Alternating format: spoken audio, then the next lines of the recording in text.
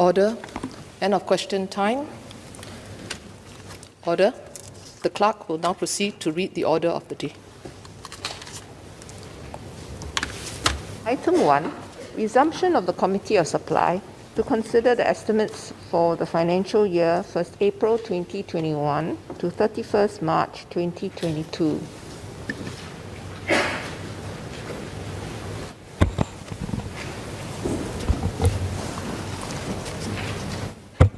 Head L, Ministry of Sustainability and the Environment.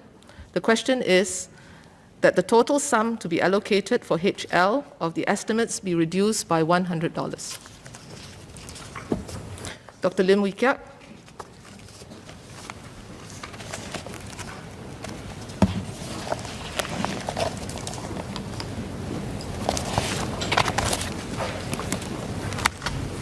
Madam Chair, the annual ice loss from Greenland ice sheet rose 7-fold annually during the last decade, and the Antarctic ice loss nearly quadrupled per year in the last decade as well. To meet the expected long-term sea level rise, the minimum land reclamation level in Singapore was raised from 3 to 4 meters above mean sea level in 2011. We have continually been shoring up our coastal areas, especially those which were reclaimed not so long ago. Increasingly, we are feeling the impact of rising seawater. During the 2019 National Day rally, PM presented the long-term plan of coastal protection against rising sea level. He mentioned that from the city to our east coast areas are low-lying grounds that will be vulnerable to flooding when sea level rises. One of the exciting projects he mentioned was the building of polders, following the examples of Netherlands along the coastlines. These are sea walls built further out at sea, and the water is then pumped out.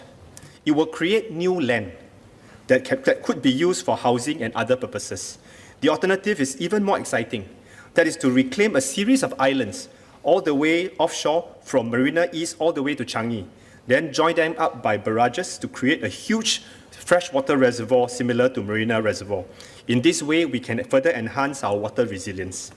PM mentioned that this will be huge investment amounting to 100 billion when we need a long-term planning up to 100 years. Last year alone, the government spent 100 billion in 4 budgets. Since the projects will yield huge benefits to our country long-term, can we consider bringing all these large infrastructure projects forward so that we can realize the benefits even earlier? It also helps to promote and build our SMEs in their capabilities as well. Building polders and creating new land can also be sold and raise funds for the project. Given our finite land and sea space, how will the building of polders and offshore islands affect our shipping lanes?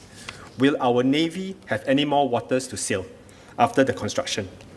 Can the Ministry provide an update on this very exciting project, what has been done since 2019?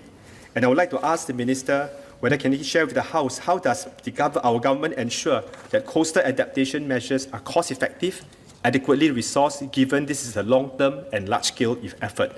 Like what our PM said during the NDR 2019, we must make this effort now. Otherwise, one day, our children and grandchildren will be ashamed of what our generation did not do.